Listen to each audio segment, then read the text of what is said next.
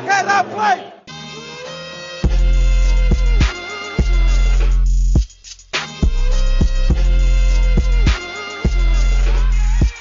Jojo, Marko, lep pozdrav Celje, dobro jutro, kako si, kako gre? Ja, zdravo, Matej, super sem. Končno snemava enkrat takoj po tekmi, moram reči, da sem prav pogrešal te reakcije, take jutranje. Ja, takoj po tekmi ravno ne, je že par ur od tekme, ampak zgodaj zjutraj, ja, imaš kavo zraven pripravljeno, si jo že spil, jaz sem na tretji, upam, da bo dovolj za tole snemanje. Mene poživi vsaka zmaga, dala sem rabim kave. Tudi zmaga proti tvojemu Hardnu? Priznam, da bi mi bilo malenko žal, ker če bi Harden zdaj eksplodiral za 45 točk in premagal Dallas, bi imel vsaj neko malo zadoščenje za to, da navijam za njega že toliko časa, ampak toliko igralcev je manjkalo, da ni bilo upanja na kakšno presenečenje. Ampak ok, Luka zmagal, sem tudi vesel. Ja, če že govoriva o Hardnu, bi mogoče lahko podcast začela z izjavo Hardna o Dončiću po tekmi. Namreč ravno to primerjavo mnogi, ko Luko primerjajo z različnimi igralci, pogosto uporabijo primerjavo s Hardnom ali pa LeBronom. Nekateri pravijo, da je morda neke vrste kombinacija teh dveh igralcev in nedvomno v njegovi igri lahko vidimo določene elemente igre, ki odlikujejo Hardna in LeBrona, ampak preden začneva, bom samo na hitro zaprosil za teživ, če lahko seveda všečkate tale posnetek, nam s tem pomagate pri rasti kanala, se seveda naročite na naš Sport Info YouTube kanal ali pa na naše SoundCloud, iTunes, Spotify platforme. Na vseh večjih podcast platformah smo prisotni. Tako, zdaj sem dal to obvezno skozi. Zdaj pa Marko, če se strinjaš, lahko začneva morda ne ravno s Hardnovo izjavo, ampak dajva si poslušati kot istočno točko za najino debato in analizo te tekme 3 izjave. Izjavo Steva Nasha, trenerja Netsov pred tekmo, Hardnovo izjavo po tekmi, potem pa še Lukovo izjavo. Pa začnimo z odgovorom Steva Nasha, ko so ga vprašali, če vidi kakšne primerjave med seboj in Luko Dončićem. Well, it's a compliment for me. I mean, Luka can do all the things I could do, and he's 6'8", 235 pounds. So, I'm barely 6'2", and 178 pounds. I think it's going to be a great game. They're a team that hasn't reached their heights yet. And if we want to beat them, we're going to have to play near our best. Pa še izjava Hardna po zmagi Dallasa. Luka Doncic, he plays at his own pace, and there are some similarities. He never lets anyone speeds him up, and he gets what he wants. That's rare for a guy, at a young age. I think he's 21 years old, to be able to dictate the game and control the game like he does. So obviously we all know he has a very, very bright future, and the Mavs got a special one. In pa, kaj Luka pravi na primerjavi z legendarnim Larryjem Birdom, Larryjem Legendom. Cedric Maxwell, nekdani soigralec Larryja Birda, je dejal, da je Luka carbon copy, fotokopija Larryja Birda, Larry Bird 2.0. In kaj Luka pravi na to? I saw a lot of films how he played, but you can't compare me to Larry Bird. The thing he's done is just way more and more games to go, a long time, so you can't compare me to Larry Bird. And I just want to keep hooping, having fun out there playing basketball. Marko, nekaj istočnih točk mava, kjero boš najprej pograbil, kaj praviš na te izjave Nasha, Hardna in Lukovo skromnost po tekmi, ko je seveda upravičeno dejal, da te primerjave še niso na mestu in da ga čaka še dolgo let igre v NBA ligi, preden se bo lahko vleklo take primerjave s takimi legendami, kot je Larry Bird. Te tašnih izjav, kot sta imela zdaj Nash pa Harden o Luki, smo slišali nebroj, tako lani kot njegovo prvo sezono. Zame je ta od Hardna še posebej mi pri srcu, seveda zato, ker sem njegov navijač in tudi sam vidim precej podobnosti med njegovo in Lukatovo igro. Luka pa kot ponovadi skromen in verjetno si noben od nas ne želi, da se spremeni ta njegova skromnost. Res, da ni še dosegel mogoče niti 20% tega, kar je Larry Bird dosegel, ali pa še manj, ampak konec koncev se gre tukaj za stil igre, ne za to, kdo je koliko dosegel. Ne? In mislim, da ima Cedric Maxwell tle kar prav. Odkar je Luka prišel v NBA ligo, slišimo take visoko leteče primerjave z najboljšimi igralci sedaj, zadnjih 10-15 let, ali pa najboljšimi igralci vseh časov, kot je recimo Larry Bird, ki ga na vseh lestvicah največjih vseh časov najdemo med najboljšimi 5. Tudi te primerjave s Hardenom so zanimive. Mnogi namreč ne vedo, kako dober podajalec je Harden, če so Hardena spremljali samo zadnje 3-4 leta v Houstonu, kjer so res potencirali njegovo igro v izolaciji do samega maksimuma, ker je bil pri tem tako uspešen namreč. Ampak Harden je tudi izjemen podajalec in zdaj v Necih, ko igra s Kyriem in KDjem, oba sta tudi manjkala na tej tekmi in to je seveda potem precej spremenilo pričakovanja in napovedi pred to tekmo. Dallas je zmagal, ampak tako tekmo tudi mora zmagati v polni postavi. Neci pa letos igrajo odlično in Dallas je na tej tekmi tudi prelomil njihov niz 8 zaporednih zmag in veliko teh zmag je šlo na račun odlične igre Hardena, predvsem odličnega playmakinga, organizacije igre Hardena, ki se je v Necih res prelevil v enega pass first organizatorja, ki najprej išče podajo in šele potem priložnost za svoj met in tudi odlično povezal igro kot organizator. In tisto glavno vprašanje je bilo seveda, a bo Kyrie sprejel vlogo drugega branilca, shooting guarda, dvojke ob Hardenu, in ker jo je to tudi eden od receptov za uspeh Necov v tej sezoni. Matej, strinjam se, mislim, da je poteza Irvinga bila ključna za to, da lahko Neci uspešno igrajo skupaj. Moram reči, da sem na začetku bil kar presenečen na to njegovo potezo, no sicer potem sem videl, da čisto na vsaki tekmi ima Irving vsaj toliko metov kot Harden, če ne celo več. Po drugi strani pa sem se spomnil, da je bil Irving v zelo podobni situaciji v Clevelandu in kolikor je Irving včasih pač malo čuden in pričakujemo od njega mogoče ne najbolj pametne poteze, se je tukaj res izkazal in izgleda, da ravno ta izkušnja z LeBronom mu je dala res največ misliti.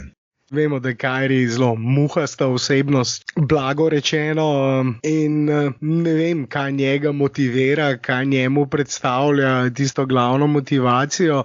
Je izjemno nadarjen ofenzivni igralec, to je tisto, kar vemo, in ko sprejme svojo vlogo v ekipi, tako kot jo je recimo nekaj časa sprejemal v Clevelandu z LeBronom, potem je lahko ekipa z njim seveda boljša, nevarna, konkurira tudi za najvišja mesta v ligi, ampak to do sedaj v karieri ni pogosto bil pripravljen narediti, zdaj je in Neci so zelo uspešni, njihovi problemi v obrambi so znani, ampak tudi tukaj so popravili stvari in tudi v obrambi jim je v zadnjem času kazalo bolje, ampak zdaj, če se posvetiva konkretno tej tekmi, kot sem dejal, Dallas je to tekmo moral zmagati in so jo zmagali. V tej sezoni so preprosto izgubili že preveč takih tekem, kjer je nasprotnik pogrešal enega, dva najboljša igralca ali pa tekem proti lažjim, objektivno slabšim nasprotnikom,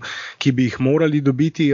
Takih tekem so letos zapravili že preveč in če se želijo izogniti temu play-in turnirju za play-off, torej mestom od 7 do 10, če želijo priti na tisto 6., 5. mesto, morda potencialno, ki bi jim moralo biti še dosegljivo, potem morajo take tekme zmagati in so jo, Anada. Začnimo z rezultatom, ki je bil 115-98 in poglejmo, kako se je Dallas obnesel na parketu kot ekipa. Iz igre metal kar dobrih 52% in iza črte za 3 39%, to je malenkost nad ligaškim povprečjem. Žal le 65% iz črte prostih metov, tukaj je bil Luka največji krivec, zato se je metal le 2-6. Ja, zato si verjetno zasluži 10 za sinočno predstavo, sicer odlična predstava, ampak ja, proste mete mora metati bolj za 10. Bili so pa toliko boljši v obrambi, saj so Brooklyn Nets kot ekipo zadržali le na 32% metov za 3 in 40% metov iz igre. Spet je bil pa največji problem skok, saj so igralci Brooklyna skočili za žogo kar 11krat več kot Dallas. Predvsem bode oči razlika pri skoku v napadu. Brooklyn Nets so dosegli kar 14 skokov v napadu, medtem ko so jih Dallas imeli le 6. Tukaj moramo spet malo pokritizirati Porzingisa z le 4 skoki. 3 igralci na zunanjih položajih iz Brooklyna so imeli več skokov kot on. Se pravčujem, 4. Harris, Harden, Brown in Robertson. Vemo, Matej, da Porzingis ni najboljši v skoku, ampak v 26 minutah bi jih pa več kot 4 verjetno lahko izbral. Ja, na srečo je njihova obramba, če damo stran skok, delovala dobro, tako da jih Netsi niso kaznovali z velikim številom teh second chance points, točkami po ujetem skoku v napadu.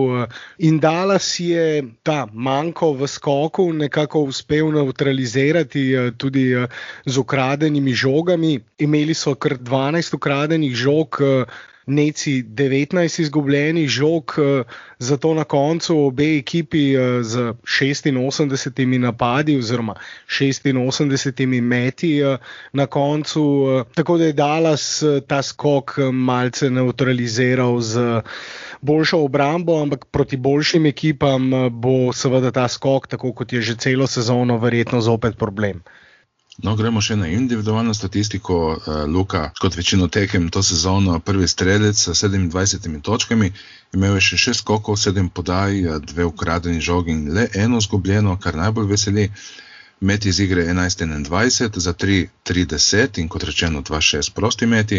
Porzingis, katerega so forsirali predvsem v postu, pod košem 18 točk z metom 7-13, vrgel je samo 2x za 3, kar je precej običajno glede na igro v prejšnjih tekmah.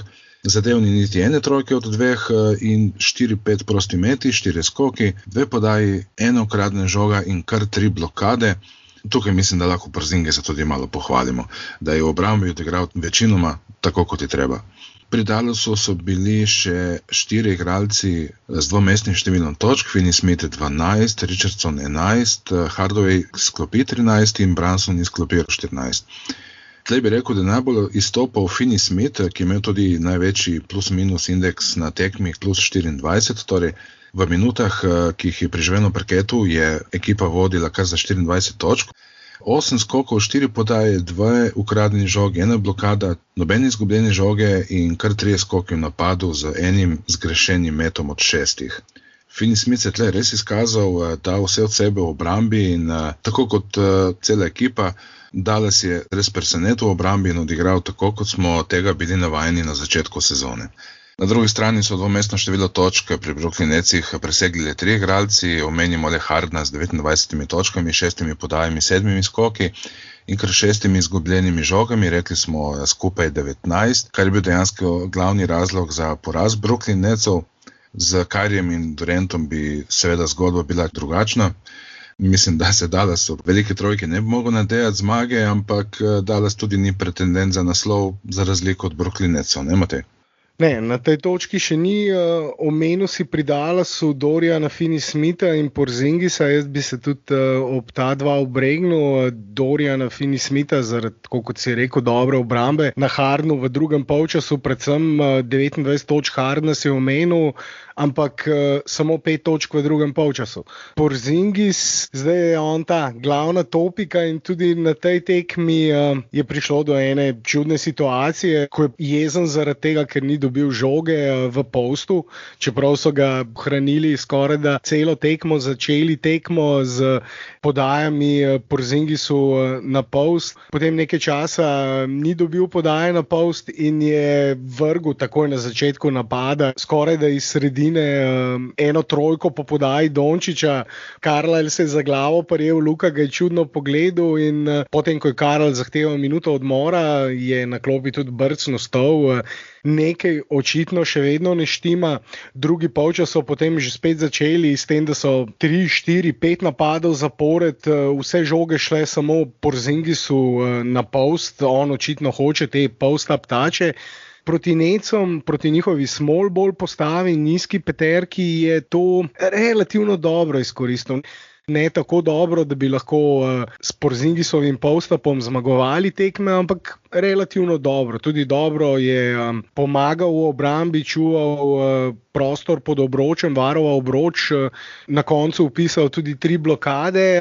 Ampak že spet ta problem. Če on začne mulo kuhati, takrat, ko ne dobi žogo v postu, in če je edini način, da bo Porzingis zadovoljen v Dallas Mavericksih ta, da bo redno dobival žogo v postu, tako Dallas ne bo nikoli osvojil naslova.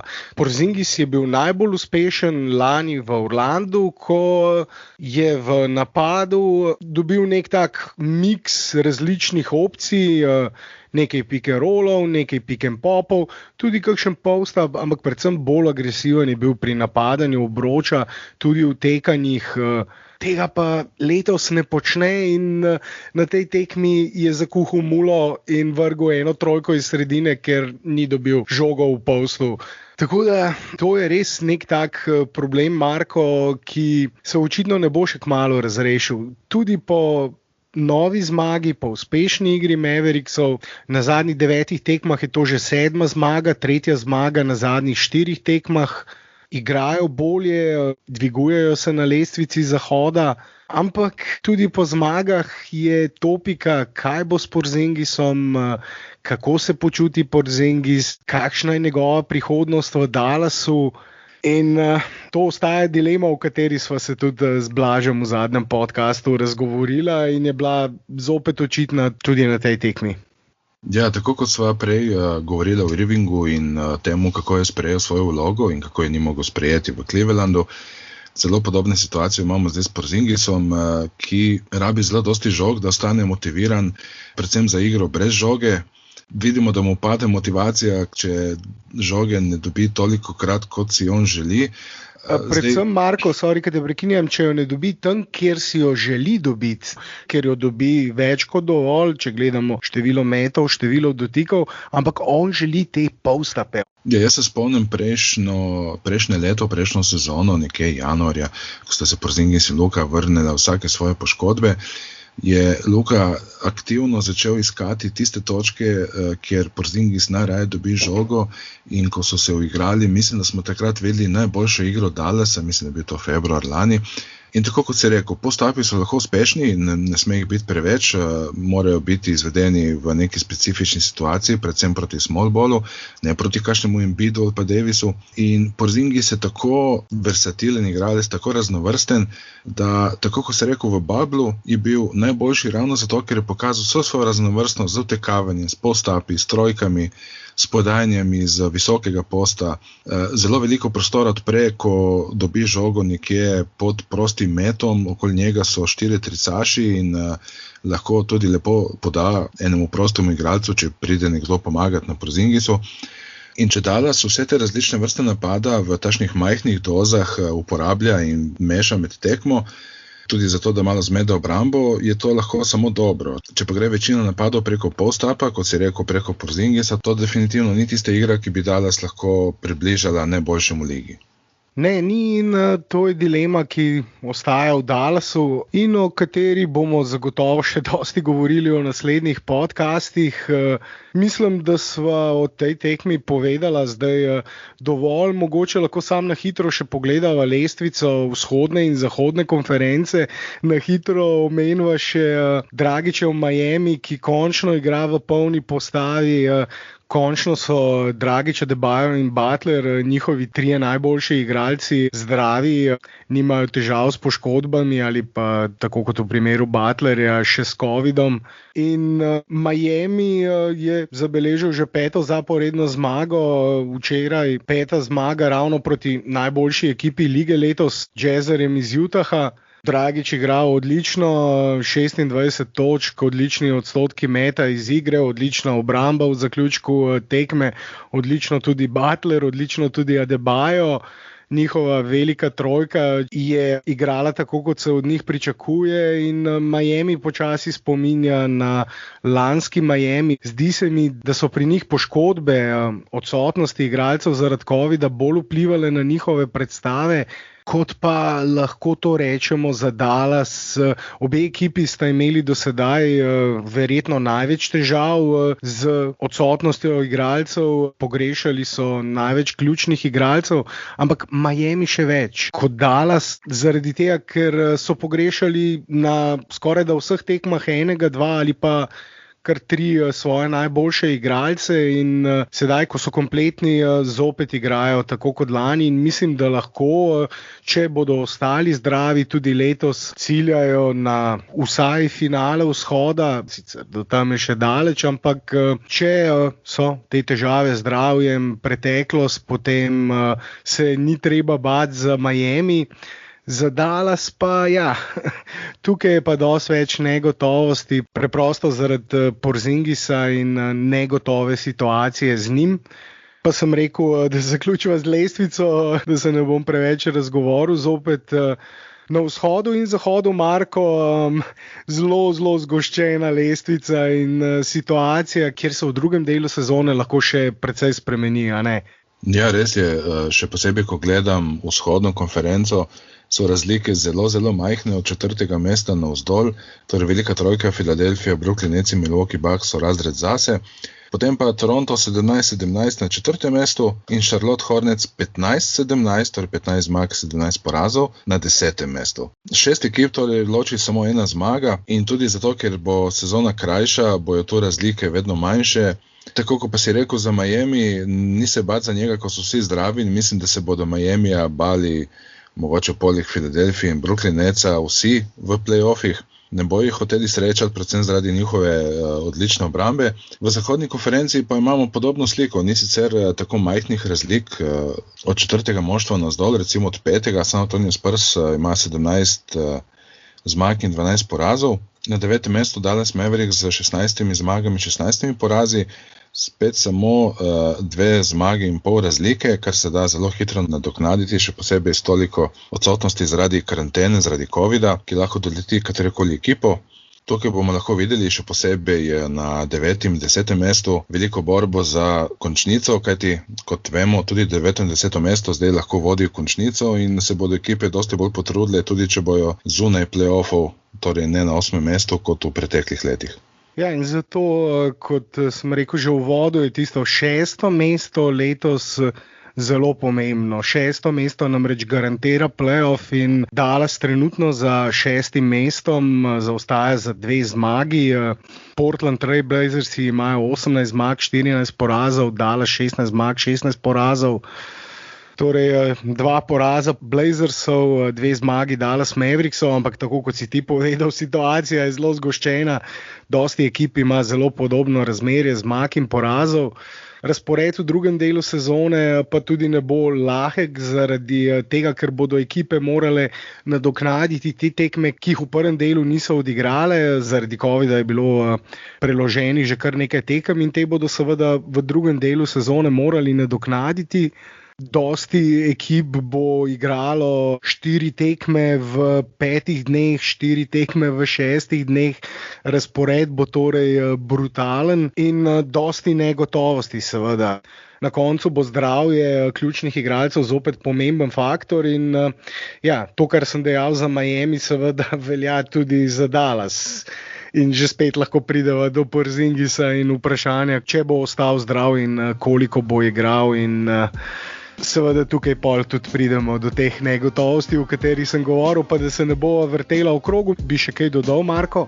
Edino, kar bi dodal, je to, da če že mislijo tradati Porzingisa, upam, da ga tradejo čim prej, recimo med tednom, ko se igra All-Star tekma, ker če se tašna slaba volja Porzingisa in slaba kemija v ekipi vleče do končnice, to za Dallas ne pomeni čisto nič dobrega. Tako da ali naj se prilagodi, ali pa naj ga tradejo, samo da se ta situacija razreši, to bi najrajši videl, drugače pa upam seveda na čim več zmag in na čim več takšnih zadovoljnih podcastov, kot ga imamo danes. trade čez dan lahko dobijo kaj dobrega, kar pa seveda v tej situaciji trenutno ni realno, zato pridemo že spet do teh dilem, o katerih smo pa že dosti govorili in bomo seveda tudi če govorili v naslednjih podcastih, zato ne pozabite se naročiti na naš YouTube Sport Infosi kanal ali pa platformo, na kateri nas pravkar poslušate. Všečki, ocene, komentarji so dobrodošli, z veseljem se z vami pogovarjamo. In ja, Marko, se kmalu zopet slišiva in posnameva kakšno reakcijo po tekmi. Tako da hvala, da si lahko zdajle zjutraj vzel čas in ja, se slišiva, Anada. Ja, se slišiva. Hvala vsem poslušalcem za vaš čas in poslušanje našega podcasta. Se slišimo naslednjič. Adijo.